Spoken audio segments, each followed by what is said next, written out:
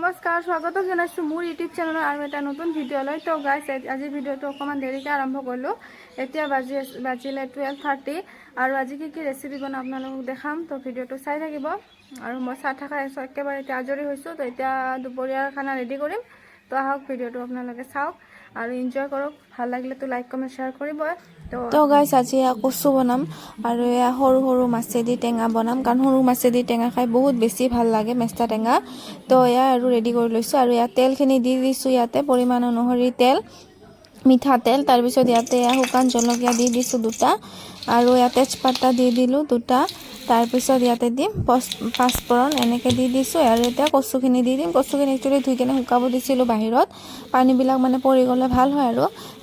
ধুনীয়াকৈ এনেকৈ কাটি লৈছোঁ। এতিয়া এনেকৈ কেৰাহীত দি দিলোঁ। তাৰপিছত ইয়াৰ পৰিমাণ অনুসৰি হালধি গুড়া দি দিছোঁ। তাৰপিছত এতিয়া দিম নিমখ পৰিমাণ অনুসৰি, কাৰণ নিমখটো বেছি হ'লে খাব নোৱাৰিম আৰু সেইটো কাৰণে পৰিমাণ অনুসৰি নিমখ দি দিলোঁ। এইখিনি মিক্স আপ কৰাৰ আগতে আৰু 2টামান বস্তু এড কৰিব লাগিব ইয়াতে। তো এয়া এইখিনি দি দিলোঁ আৰু এয়া চেনি দিছোঁ অকণমান আৰু জলকীয়া কাটি দিছোঁ, কাৰণ চেনি দিলে টেষ্টটো মানে বহুত বেছি ভাল হয় মানে। তো এইখিনি ধুনীয়াকৈ মিক্স আপ কৰি ঢাকন দি দিব লাগিব।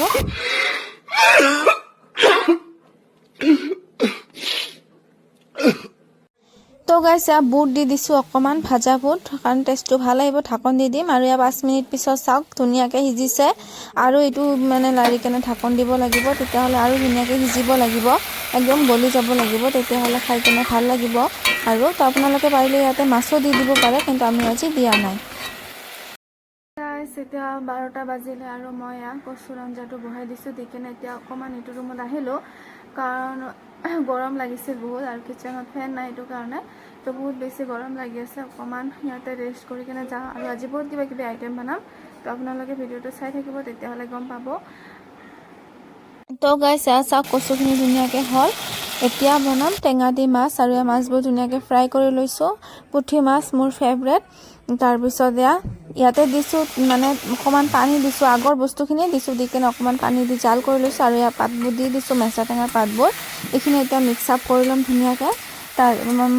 এইখিনি মিক্স আপ কৰি পানী দিয়াৰ আগতে নিমখ আৰু হালধি গুড়ি দি দিব লাগিব পৰিমাণ অনুসৰি।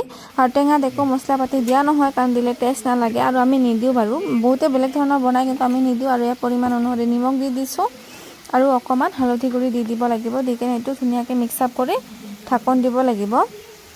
তো হালধি গুড়ি অকণমান দি দিছোঁ। তো এতিয়া এইখিনি ধুনীয়াকৈ মিক্স আপ কৰিব লাগিব, মানে ভাজিব লাগিব বস্তুখিনি ভালকৈ। এটা আঠা টাইপ হ'ব লাগিব এইখিনি। ভাজি মানে মিক্স আপ কৰি আছোঁ ধুনীয়াকৈ। অকণমান টাইম এনেকৈ আপোনালোকে ভাজি থাকিব। আৰু এটা কালাৰটো কিমান ধুনীয়া হৈছে। তো তো গাইছ চাওক ধুনীয়াকৈ ভাজা হৈ গ'ল। আৰু এতিয়া গৰম পানী দি দিছোঁ পৰিমাণ অনুসৰি, মানে আপোনালোকে কিমান টেঙা মানে কিমান জোল খাব বিচাৰে আৰু এই অনুসৰি পানীটো দিব লাগিব, গৰম পানী। ঠাণ্ডা পানী দিলে টেষ্টটো বেয়া আহিব। তো ঢাকন দি দিম এতিয়া। আৰু মই ভজা মাছ খাই আছোঁ 2টা, কাৰণ মই ভজা মাছ খাই বহুত বেছি মানে ভাল পাওঁ, আৰু সেইকাৰণে খাই লওঁ ৰ'ব 2টা মান খাই কেনে আপোনালোকক দেখাই আছোঁ বাকী ভিডিঅ'বোৰ। তো মোৰ খোৱা হৈ গ'ল। আৰু এতিয়া চাওক ঢাকন দি দিছিলোঁ, কি ধুনীয়াকৈ জাল হৈছে টেঙাৰ আঞ্জাখিনি, বহুত ধুনীয়াকৈ জাল হৈছে। আৰু এতিয়া ভাজা মাছখিনি ইয়াতে ধুনীয়াকৈ দি দিম। দি কেনে অকণমান এনে খন্তি দি লাৰি কেনে এইটো ঢাকন দি দিম।